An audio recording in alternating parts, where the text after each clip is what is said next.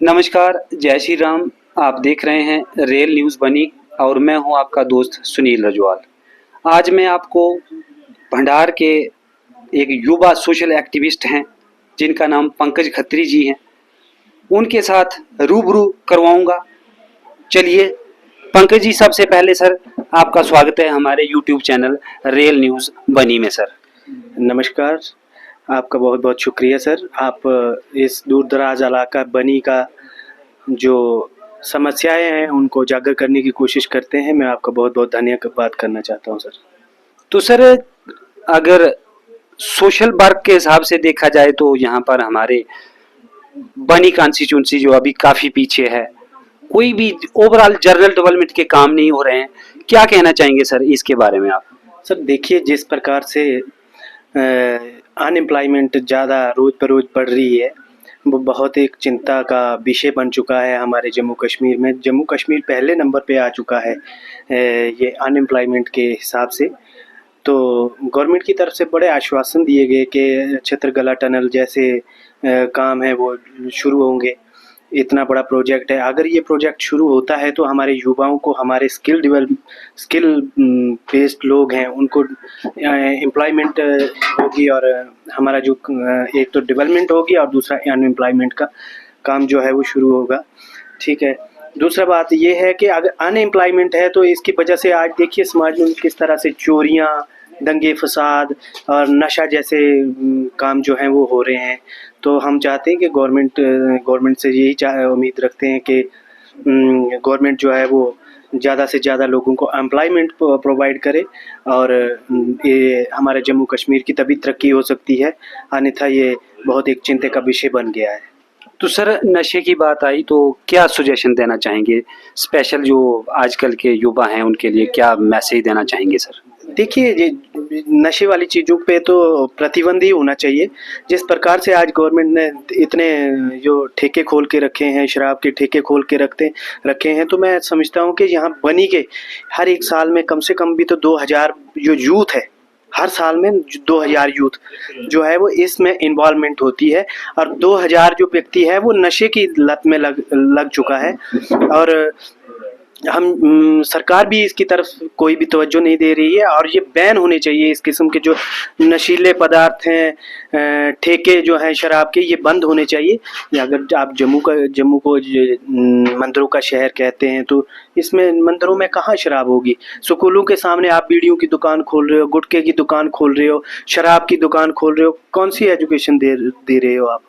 ये तो बंद होने चाहिए, बिल्कुल ही बंद होने चाहिए। इसके तो खिलाफ होना चाहिए। असेंबली में भी इसकी बात होनी चाहिए, सेंटर से बात होनी चाहिए कि जम्मू कश्मीर जो है वो नशा मुक्त होना चाहिए। हालांकि स्कूल में सर, वहाँ पर वो बड़े बड़े नोटिस बोर्ड लगाए होते हैं, वहाँ पर लिखा होता है कि नो स्मोकिंग एरिया, या फिर 100 मीटर यार्ड का कुछ डिस्टेंस बनाया होता है वहाँ पर। उसके बारे में क्या कहना चाहेंगे? वो सिर्फ लिखा में ही है या कुछ उस पर अमल होता है? देखिए, कानून जो है वो आजकल एक कठपुतली बन के रह गया है। सिर्फ कानून की जो सिर्फ बातें लिखी होती हैं, कानून एक्चुअल में है ही नहीं, उसको लोग फॉलो ही नहीं करते। सबसे पहले तो एडमिनिस्ट्रेशन को फॉलो करना चाहिए, लेकिन एडमिनिस्ट्रेशन जो है वो इस चीज़ को फॉलो नहीं करती है।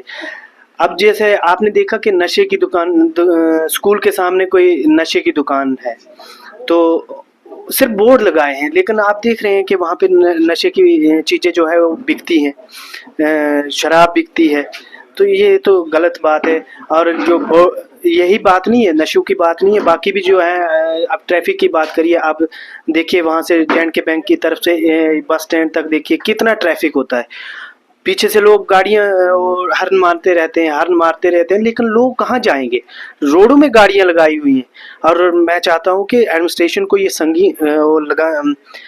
इस पे लेना चाहिए, संज्ञान लेना चाहिए कि ये जो गाड़ियां जो है वो रोड में लगाई जाती हैं, उनको साइड पे लगाया जाए। अन्यथा कुछ दिन पहले ही, हाल ही के दिनों में फतेहपुर के एक बेचारे बुजुर्ग थे, मुंशी राम जी, उनकी हत्या हो गई थी।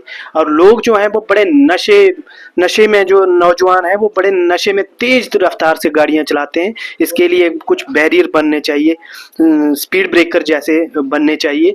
जिस प्रकार से उधर स्टेट बैंक के सामने बस स्टैंड तक 2-3 स्पीड ब्रेकर होने चाहिए, जिसकी वजह से जो जे आमदो रास्ते उसमें भी थोड़ी आसानी हो और लोगों को भी आसानी हो आने जाने में, और गाड़ी वालों को यहाँ गाड़ियाँ नहीं लगानी चाहिए।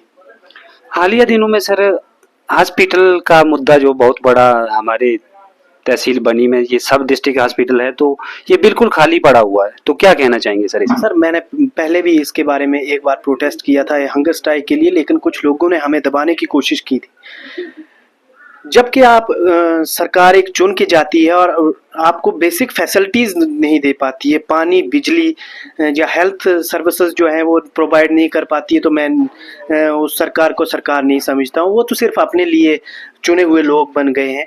जिस प्रकार से पहले देखिए आप एलजी शासन था जब, तब मैंने इसके विरोध किया था कि भाई जो यहाँ पे अल्ट्रासाउंड नहीं होते, यहाँ पे ये गायनीज डॉक्टर नहीं है, चाइल्ड स्पेशलिस्ट नहीं है, हड्डियों के डॉक्टर नहीं है। जनाब ये तो बेसिक फैसिलिटीज़ है। एक नुमाइंदा चुन के जाता है, उसको ये बात करनी चाहिए और होनी भी चाहिए, और उसका दायित्व भी बनता है कि उसको लानी चाहिए। अगर नहीं लाती है तो रोड पे उतरना चाहिए साहब। ये तो एक बेसिक फैसिलिटीज़ है। आप पानी प्रोवाइड नहीं कर पा रहे हो, आप कैसे लीडर हो? आप बिजली प्रोवाइड नहीं कर पा रहे हो, कैसे? अभी देखो आप हाल को ये बिजली विभाग के बारे में, जिनके घरों में एक एक बल्ब लगा हुआ है जनाब, यार आप 500-500 रुपया किराया ले रहे हो उनसे।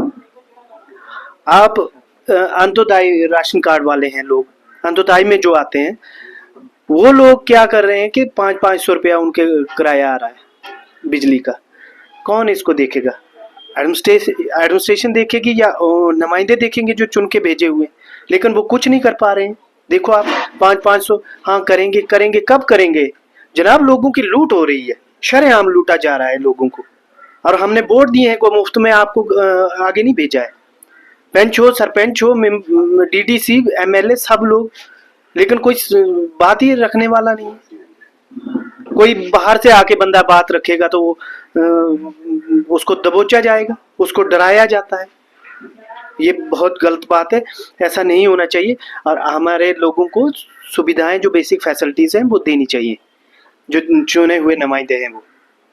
स्मार्ट मीटर की अगर बात की जाए तो हालिया कुछ दिनों पहले government of Jammu and Kashmir ने जो एक मुहिम जारी की थी कि हर घर में स्मार्ट मीटर लगेगा, उसके बारे में क्या कहना चाहेंगे सर? देखिए स्मार्ट मीटर होने नहीं चाहिए। हमारे लोग हैं इतने फॉरवर्ड भी नहीं है कि गरीबी रेखा में बड़े लोग आते हैं हमारे पहाड़ों के, इधर कमाई के कोई साधन नहीं है। अगर आप स्मार्ट मीटर लगा दोगे, एक दिन उसका बिल नहीं भरोगे तो दूसरे दिन आपकी बिजली कट जाएगी।